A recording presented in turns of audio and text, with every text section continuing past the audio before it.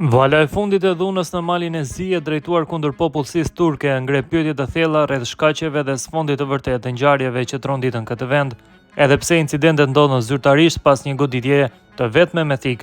Njësë rrethanash tregojnë se pas shpërthimit të urrëties nuk qëndron vetëm një reagim spontan i qytetarëve, por një fushat shumë më e gjerë, e organizuar dhe e motivuar politikisht, e cila mund të interpretohet edhe si një mesazh drejtuar Ankaras, i dërguar nga Beogradi dhe potencialisht nga Rusia. E gjitha kjo nisi më 25 tetor kur një burr u godit me thik në lagjen Zabielo të Podgoricës. Shpejt u njoftua se të dyshuarit ishin shtetas të Turqisë dhe Azerbajxhanit, edhe pse motivi i sulmit nuk u përcaktua kurrë qartë, lajmi ishte mjaftueshëm për të ndezur fuqinë e barutit. Rrugët shpejt u mbushën me grupe të rinj që bërtisnin, vriteni turkun, duke i vënë flakën restoranteve në pronësi të turqëve dhe duke vandalizuar makina me targa turke. Ajo që është veçanërisht shqetësuese është se dhuna duke e orkestruar, jo spontane, pretendon portali Klic.ba. Sipas tij, videot që qarkullonin në mediat sociale tregonin grupe të organizuara me slogane të përgatitura, ndërsa në të njëjtën kohë në disa media filluan të përhapeshin histori rreth kërcënimit turk dhe bandave të huaja. Policia malazeze thekson mediumin në fjalë, në vend që t'i mbronte me vendosmëri të sulmuarit ndaloi deri në 45 qytetar turq, ndërsa kryeministri Miloj Kospajic njoftoi fillimisht mundësinë e heqjes së regjimit pa viza me Turqinë, një masë që shumë e shohin si një lëshim simbolik ndaj qarqeve më ekstreme të shoqërisë malazeze. Dhe më pas ky njoftim u bë realitet, domethënë Malizi i hoqi regjimin pa viza me Turqinë. Presidenti Jakov Milatović bëri thirrje për qetësi dhe paralajmëroi se nuk duhet të ketë faj kolektiv, por dëmi ishte bërë tashmë. Mesazhi se turqit mund të demonizohen dhe shteti nuk do të reagojë në mënyrë efektive u dërgua qartë. Shumë besojnë se incidenti nuk është një rast i izoluar. Mediumi nga Bosnia vënë pas se shumë besojnë se incidenti i Podgoricës është pjesë e një fushate më të gjerë në të cilën intoleranca etnike përdoret për qëllime politike. Në një shoqëri ku jetojnë rreth 13.000 turq, disa media proruse dhe proserbe në Malë të Zi kanë përhapur sistematikisht narrativa rreth kolonizimit turk dhe ndikimit të ri osman në muajt e fundit. Narrativat të tilla, sipas burimeve pranë komunitetit malazez të sigurisë dhe të përmendura nga portali malazez CDM, vijnë nga të njëjtat qendra që kanë mbajtur lidhje me Beogradin dhe strukturat e inteligjencës për vite me radhë. E teksa autoritetet në Beograd kanë heshtur zyrtarisht, fakti është se incidentet në Malin e Zi ndodhen menjëherë pasi marrëdhëniet midis presidentit serb Aleksandar Vučić dhe udhëheqësit turk Recep Tayyip Erdogan u ftohen papritur. Vučić dhe Erdogan kanë ndërtuar një marrëdhënie të bazuar në projekte ekonomike dhe infrastrukturore me vlerë miliarda euro për vite me radhë. Kompani turke janë përfshirë në rindërtimin e rrugëve, investime në energji dhe turizëm, dhe Beogradi e ka quajtur Ankaran një faktor kyç stabiliteti. Megjithatë, ndryshimet filluan këtë vjesht kur Turqia nënshkroi një marrëveshje të re për bashkëpunim ushtarak me Kosovën, duke përfshirë shitjen dhe dhurimin e dronëve luftarak. Vučić më pas akuzoi drejt për drejt Ankaran për destabilizim të rajonit dhe shkelje të ligjit ndërkombëtar.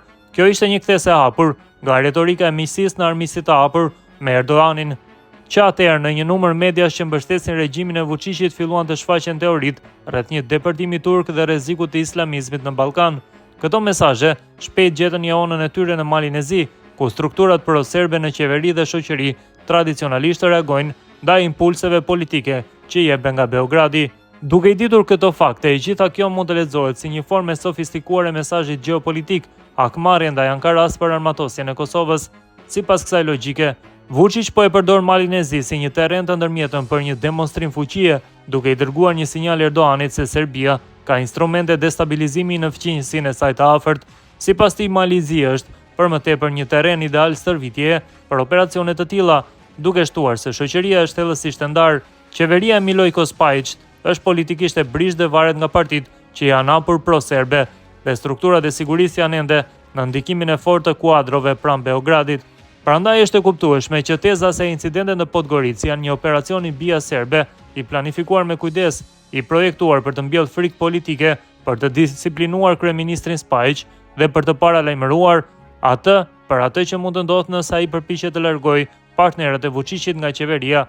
Dëgohet gjithnjë më shumë në publik, është pikërisht kjo dobësi e qeverisë malazeze që e bën atë të papërshtatshme për manipulim. Të përshtatshme për manipulim nga jashtë. Rastësisht koalicioni i qeverisës në Malë të Zi përbëhet nga parti me interesa shumë të ndryshme, përfshirë ato që ndikojnë drejt për drejt nga Beogradi. E teksa kryeministri Spajić këmbgul në rrugën evropiane, partnerët e tij të koalicionit nga partitë pro-serbe shpesh sabotojnë lëvizjet pro-perëndimore të qeverisë, duke ruajtur lidhjet me strukturat serbe dhe ruse, gjë që vlen veçanërisht për Andrija Mandić, kryetarin e parlamentit të Malit të Zi. Në një konstelacion të tillë, çdo krizë si ajo në Zabjelo mund të përdoret si mjet për shantazh dhe presion. Se Beogradi po largohet gjithnjë më shumë nga Ankaraja dhe po i afrohet Izraelit dhe alatëve të tij autoritar, është bërë e qartë edhe më herët, vënë pa portali bosnjak. Ndërsa akuzonte Turqinë për destabilizim të Ballkanit, Serbia ishte në të njëjtën kohë midis vendeve të rralla europiane që vazhduan të shesin armë Izraelit gjatë luftës në Gaza. Vučić ka theksuar vazhdimisht se ai është krenar që tregton me Izraelin, një vend që ai e quan vëllazëror, edhe pse Bashkësia Ndërkombëtare e ka etiketuar pikërisht atë vend përgjegjës për vrasjen masive të civilëve.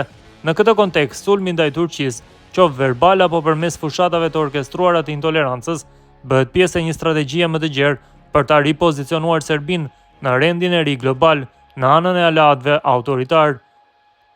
Është shqetësuese që slogane që kujtojnë momentet më të errta në historinë europiane u dëgjuan gjatë dhunës në Podgoricë, Britmat vritë Turkun dhe sulme ndaj pronës së njerëzve të thjeshtë për shkak të origjinës së tyre, evokojnë imazhe që tashmë i kanë kushtuar shtrenjtë Ballkanit.